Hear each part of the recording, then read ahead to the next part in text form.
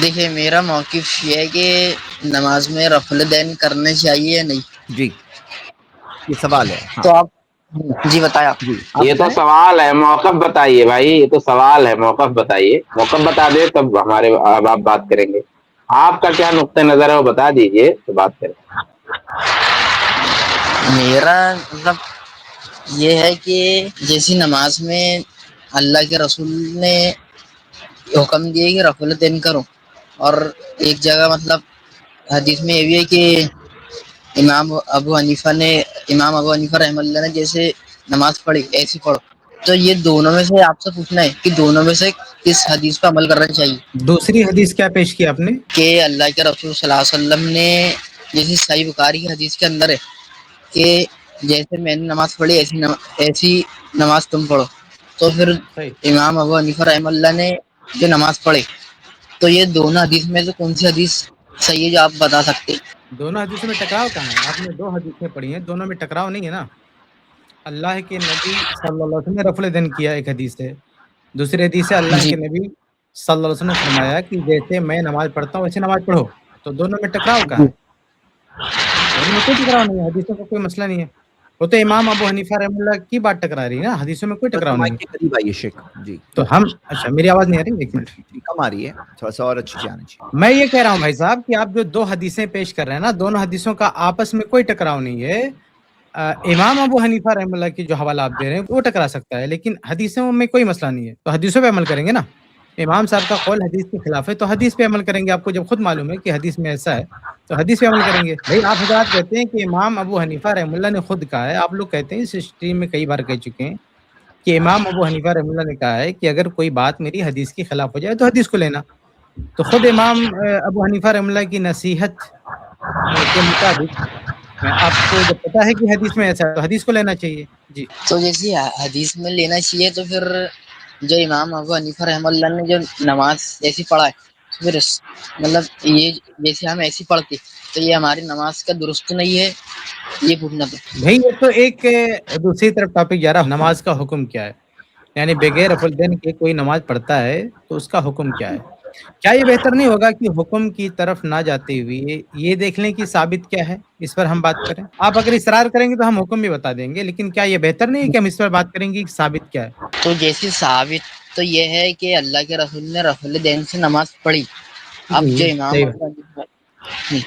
جو امام ابو حنیفہ رحمۃ اللہ نے نماز پڑھی تھوڑا سا مائک تو قریب کریں نا، تھوڑا سا مائک قریب کریں تاکہ آواز کلیئر آئے. آپ ایئر فون لیے ہوں گے، تھوڑا سا قریب کر لیں. جی کیا کہہ رہے ہیں آپ؟ ہاں تو جیسے امام ابو حنیفہ رحمۃ اللہ نے جس طریقے سے نماز پڑھی اور جی حدیث میں اللہ کے رسول نے رفع الدین سے نماز پڑھی، تو پھر ہاں یہ ہاں مطلب امام ابو حنیفہ رحمۃ اللہ کی جو نماز ہے تو اللہ کے ہاں رسول ایسی ثابت نہیں ہے، یہ پوچھنا تھا. جی جی ہاں.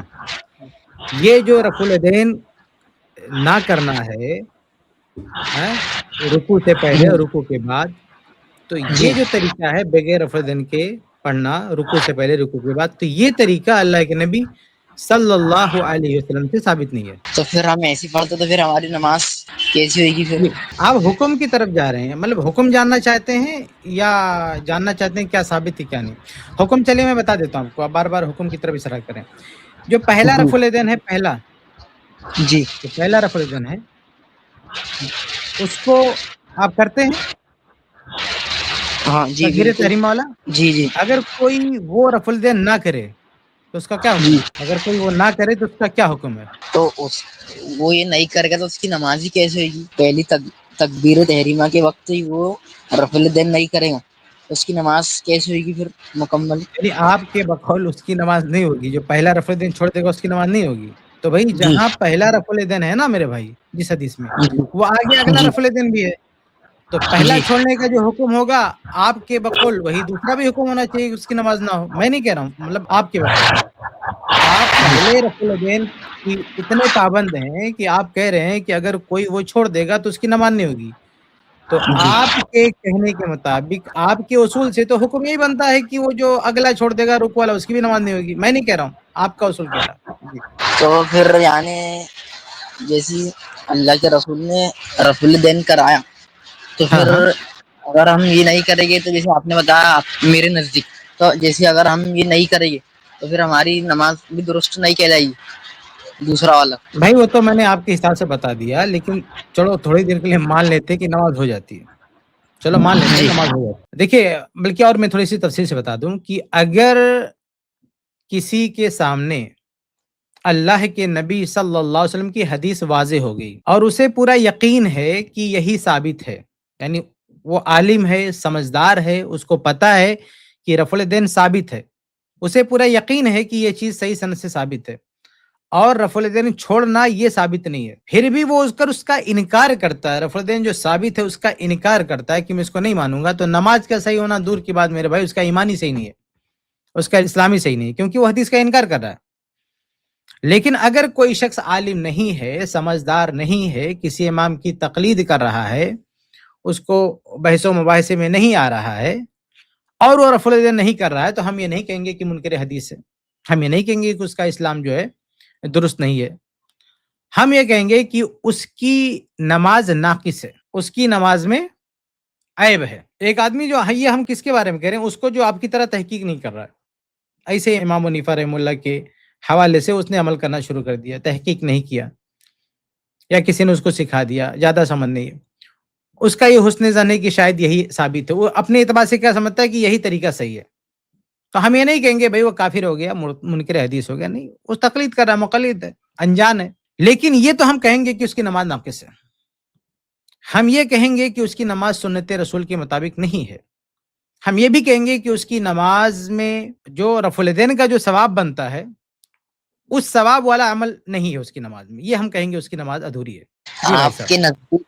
جیسے آپ کے نزدیک حنفی فقہ غلط ہے، جیسے آپ بول رہے تھے نماز میں بھی، حنفی فقہ نہ تو مکمل غلط ہے نہ مکمل صحیح ہے، صرف حنفی فقہ کی بات نہیں ہے، بلکہ چاروں فقہ کے تعلق سے ہم یہ کہتے ہیں کہ چاروں فقہ نہ تو سب غلط ہے اس میں اور نہ سب وہ صحیح ہے، ہمارا کہنا ہے کہ ان چاروں فقہ میں جو باتیں صحیح ہیں اس کو ہم مانتے ہیں، جو باتیں حدیثوں کے خلاف ہے انہی چاروں ائمہ کی وصیت اور ان کی نصیحت پر عمل کرتے ہوئے ہم ان باتوں کو نہیں لیتے۔ ہم نے کہا کہ سارا فقہ حنفی غلط ہے، ایسے تو ہم نہیں کہتے۔ جی حنفی بھائی آپ کا کیا کہنا ہے جو شیخ کفایت نے بات کہی، آپ بھی اتفاق رکھتے ہیں اس بات میں یا نہیں رکھتے ہیں؟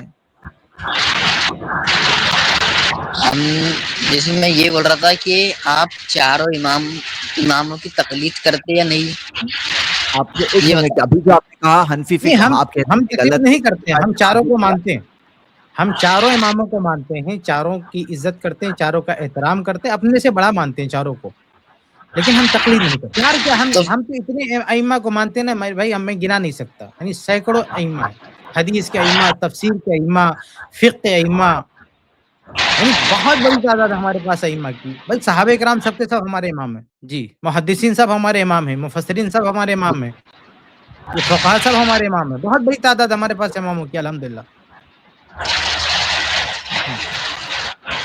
تو جیسی آپ رفع الدین کے تعلق سے آپ کی بات تو سمجھ میں آ گئی، تو پھر ہاں مطلب دنیا میں اتنے سارے جو حنفی ہے تو وہ سب یہی نماز پہ لگے ہوئے اور رفع الدین کیا چیز؟ نہیں کرتے، اسی جو سارے دنیا میں حنفی؟ اتنے سارے، ہاں اتنے سارے حنفی ہے، ہوں تو وہ یہ مطلب حنفی ہے تو وہ اپنے نماز کے اندر رفع الدین نہیں کرتے، وہی نماز کے اندر لگے ہوئے ہیں، جیسے پڑھتے، جیسے ہم پڑھتے اور سب پڑھتے، ہاں ہاں جی تو پھر جس کو معلوم پڑ گیا اور جس کو نہیں معلوم ہے تو معلوم پڑنے کے بعد بھی اگر وہ رفع الدین نہیں کرے تو پھر اس کو مطلب کیا کہا جائے گا؟ میرے بھائی، اگر معلوم پڑنے کے بعد بھی رفع الدین نہیں کرتا ہے، میں نے بتایا نا کہ اگر اس کو یقین ہو گیا کہ نبی سے رفع الدین ثابت ہے اور امام صاحب کی بات ثابت نہیں، اگر اسے اس کا یقین ہو گیا پھر بھی وہ اس کا انکار کر دے، ایک ہوتا عمل نہ کرے سستی کالی یا تعصب میں تو الگ بات ہے، لیکن سیدھا انکار کر دے نہیں رفع الدین نہیں ہے،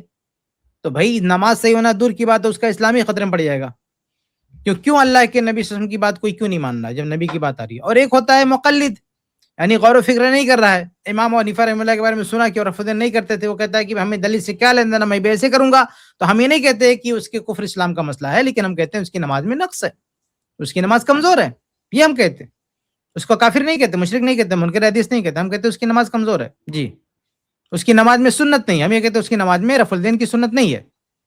اس کی نماز کی سنت والا جو ثواب ہے وہ مائنس ہو جائے گا. جی تو جیسے آپ کے رفع الدین کے تعلق سے یہ بات سمجھ میں آ گئی آپ کی جو آپ نے بتایا, اور یہ صحیح حدیث کے اندر بھی ہے. تو اب صحیح حدیث کے اندر بھی تو آپ بھی مانتے ہو, صحیح بخاری کی حدیث ہے رفع الدین والی, وہ تو سب مانتے ہیں. مجھے نہیں لگتا کہ کوئی کسی حنفی نے آج تک یہ کہا کہ وہ حدیث ثابت نہیں ہے صحیح بخاری کی. وہ تو نہیں, سب وہ مانتے صحیح ہیں. بخاری. جی صحیح بخاری کی حدیث پہ عمل کرنا چاہیے. میں آپ کو بھی دعوت دیتا ہوں, آپ آئیے حدیث پہ عمل کیجیے, کیا دقت ہے؟ ثابت ہے, عمل کرنا چاہیے. کیا آپ کا بگڑ جائے گا؟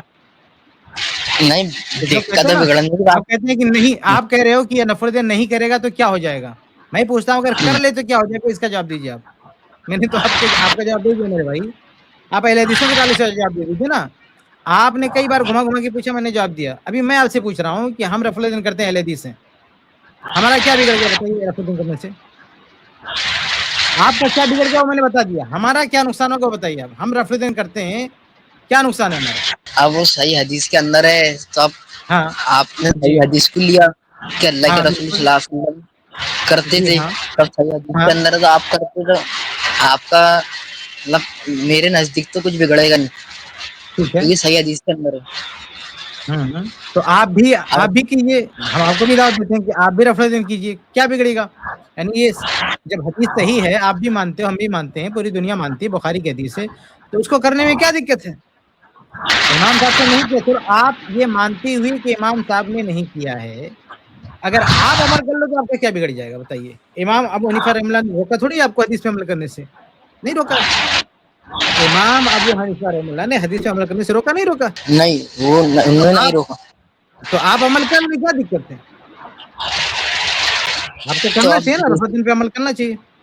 دیکھیں میری بات سنیں, جیسے مطلب ہم نے ہمارے عالم جو ہے ہمارے علماء ہے دیوبندی, تو ہم نے ان سے سنا کہ اللہ کے رسول صلی اللہ علیہ وسلم نے رفع الدین کرایا تھا, لیکن وہ آپ کی حکمت تھی بلکہ سنت نہیں تھی. کیا حکمت تھی بتائیے؟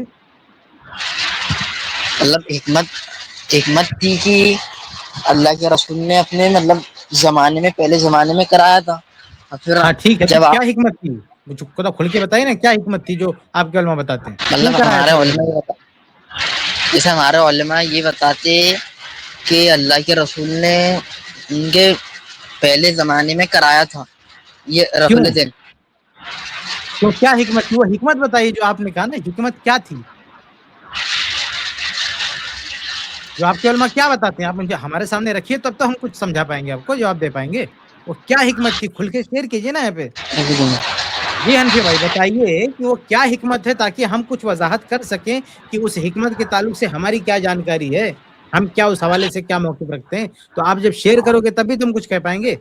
میری بات سننے میں مطلب میں آپ کو یہ بات بولنا چاہتا کہ نبی پہلے زمانے میں کرایا تھا, لیکن بعد میں آپ نے جس ارے طرح بھائی, میرے بھائی میں پوچھنا چاہتا ہوں, جیسے آپ نے کہا نا حکمت, تو حکمت جب کوئی کہتا ہے تو بتاتا ہے, ایکسپلین کرتا ہے کیا ہے حکمت. تو آپ تھوڑا سا وضاحت کریں گے کہ وہ کون سی حکمت تھی جس کی بنا پر شروع میں آپ نے کرایا تھا, بعد میں بند کروا دیا, تو اس کو سارا واضح کریں نا, اس حکمت کو تھوڑا سا کلیئر کریں. میرے نظر میں ہے ایک حکمت سے جڑی ہوئی ایک بات ہے میرے نظر میں, جو میں سنتا آ رہا ہوں, وہ اصل میں آپ کے منہ سے سننا چاہتا ہوں, تو میں جواب دوں. میں انہوں نے آدھی ادھوری بات کہیں بتائے آپ, تھے. اچھا ٹھیک ہے, کچھ یاد آ رہا ہے بتائیے نا, کچھ آپ کے علماء نے جب حکمت کہا تو کچھ تو کہا ہوگا ساتھ میں. کہیں ایسا تو نہیں, سنیے آپ نہیں کہہ پا رہے, میں کہہ دیتا ہوں, کہیں ایسا تو نہیں کہ آپ کے علماء نے کہا ہے کہ وہ پہلے بت لے کر آتے تھے, نئے نئے منافقین تھے. ہاں ہاں یہی اس میں یہی ہے نا, ہاں ٹھیک ہے, یہی ہے. وہی میں چاہ رہا تھا کہ بھائی وہ حکمت سے کیا مراد ہے, یہ تو میں نے بھی سن رکھا ہے, یہ جو بت والی آپ نے بات کہی ہے. تو میرے بھائی یہ جو بت والی بات ہے نا, آپ واللہ کہہ رہا ہوں بہت بھولے آدمی ہو آپ. یعنی اس طرح کی بات جنہوں نے بھی کہی نا, آپ شوق ہو جاؤ گے جو میں بات اب کہنے جا رہا ہوں آپ کو. ہاں میں یہ کہنے جا رہا ہوں کہ یہ بات کہ اللہ کے نبی صلی اللہ علیہ وسلم کے زمانے میں بت لے کے آتے تھے منافقین, اس لیے اللہ کے نبی رفع الدین کروایا. میرے بھائی یہ بات دنیا کی کسی بھی سند والی کتاب میں موجود ہی نہیں ہے. یہ بہت شاکنگ چیز ہے.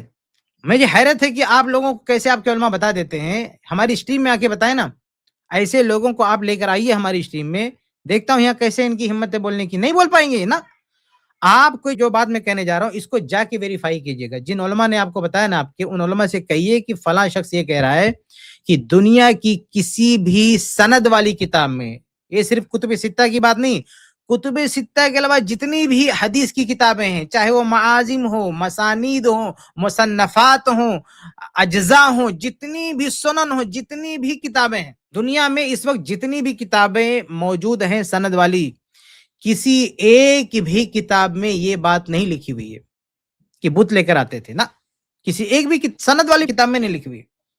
یہ بہت بعد میں لوگوں نے ایسے ہی گپ پھینک دیا. بھائی ایک ہوتا نا حدیث کی کتاب میں ہونا اور حدیث سند کا ضعیف ہونا, لیکن یہ ایسی بات ہے جو کہیں موجود ہی نہیں ہے. آپ اس کو سیریس لیجیے اور تھوڑا سا وقت نکالیے اور جا کے تحقیق کیجیے, آپ دنگ رہ جائیں گے کہ آپ کو کیا بتا دیا گیا ہے. آپ کو ایسی بات بتائی جا رہی ہے جو دنیا کی کسی کتاب میں جس کا وجود ہی نہیں ہے. مطلب جو حدیث کی کتابیں ہوتی ہیں, نبی کے دور میں کیا ہوا یہ ہم کو حدیثوں کے ذریعے پتا چلے گا نا. تو حدیثوں میں سرے سے وجود ہی نہیں ہے. اس کو ایک ہوتا نا سند کے ساتھ موجود ہے, سند ضعیف ہے یا موضوع ہے, ادھر ہے ہی نہیں بھائی, سند ہی نہیں ہے اس کی. یعنی اس دعوے کی کوئی سند ہی نہیں ہے. بلکہ میں تو پوری بصیرت کے ساتھ کہہ سکتا ہوں کہ یہ اللہ کے نبی صلی اللہ علیہ وسلم پر جھوٹ بولا گیا. اللہ کے نبی صلی اللہ علیہ وسلم پر یہ تہمت لگائی گئی, یہ جھوٹ بولا گیا ہے کہ اللہ کے نبی نے بت لانے کی وجہ سے یہ کہہ دیا تھا کہ رفع الیدین کرو. اور آپ سوچو میرے بھائی, تھوڑا سا دماغ لگاؤ, اگر مقصد یہ تھا کہ بغل میں بت لائے ہیں اور ہاتھ اٹھائیں گے تو گر جائے گا, تو پھر کون سا رفع الیدین بند کرنا چاہیے تھا؟ پہلا. لیکن آپ تو بات کر رفع الیدین بند کرا رہے ہو. بھائی جب پہلی بار ہاتھ اٹھایا تو بت گر گیا, اب دوسری بار اٹھانے کی کیا ضرورت تھی, تیسری بار اٹھانے کی کیا ضرورت تھی؟ اگر بت کی وجہ سے رفع الیدین کروایا گیا تھا تو پہلا رفع الیدین بین ہونا چاہیے کہ پہلا بند کر دو. باقی جو رکوع سے پہلے والا ہے, رکوع بعد والا ہے, یہ تو چالو ہونا چاہیے. اس کو کیوں رکوا دیا؟ آپ پریکٹس کر کے دیکھ لو. آپ ایک بت یا کوئی گڑیا ڈبا لے کر آؤ, بغل میں دباؤ, اب پہلی بار کہو اللہ اکبر سے ہاتھ اٹھاؤ تو گر جائے گا دونوں. اب جب فرسٹ رفع الیدین میں گر گیا تو اب اس کا مطلب جب رکوع میں جا رہے ہو تو رفع الیدین کرو گے تو وہ رفع الیدین بت گروانے والا نہیں ہے, تو پہلا چھوڑنا چاہیے تھا. اگر بت لانے کی وجہ سے رفع الیدین کروایا گیا تھا تو پہلا رفع الیدین بند ہونا چاہیے تھا. لیکن یہ جو اگلا رفع الیدین ہے اس کا بت سے کیا تعلق ہے, اگر وہ جھوٹی بات ہم مان بھی لیں تو؟ جی بھائی صاحب بتائیے, آپ کو سمجھ میں آ رہا ہے نا کہ پہلے رفع الیدین میں تو بت گر گیا, اب یہ تو اختلاف دوسرے تیسرے کا ہو رہا نا, تو دوسرا تیسرا رفع الیدین آپ کیوں چھوڑ رہے ہیں؟ پہلا چھوڑ دیجیے, پہلا چھوڑ دیجیے, بت والا رفع الیدین تھا معاذ اللہ. دوسرا تو مت چھوڑیے, تیسرا کیوں چھوڑ رہے ہیں؟ رکوع سے پہلے والا, رکوع کے بعد والا کیوں چھوڑ رہے ہیں؟ جی بھائی صاحب, کیا ان کا مائک بند ہے کیا؟ بھائی اپنے آپ کو انمیوٹ کریں اور کوئکلی جواب دیں, ذرا فاسٹ سپیڈ میں ڈسکشن ختم کرتے ہیں. حنفی بھائی اپنے آپ کو انمیوٹ کریں. اتنا ویٹ, آپ ذرا فاسٹ جواب کیوں نہیں دیتے ہیں, ذرا جلدی جلدی جواب دیجیے. بسم اللہ. جی آپ نے سنی میری بات؟ آواز آ رہی کیا؟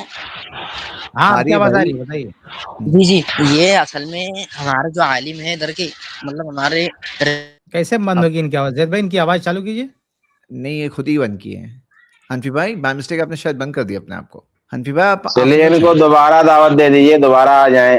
اگر مائک بہت خراب ہے تو دوبارہ آ جائیں. یہ جو عالم آپ کو 2 منٹ بتا رہا ہے کے, نا, آپ ان کو لے کے آئیے. ہاں تو میں یہی تو بول رہا آپ کو, جیسے یہ جس عالم نے آپ کو یہ بات, دیکھیے آپ کا مائک میرے خیال سے زید بھائی یہ نہیں خود ہی, ان کا ہاں سسٹم ٹھیک پرابلم. نہیں ہے, مزہ نہیں آ رہا بات کرنے میں.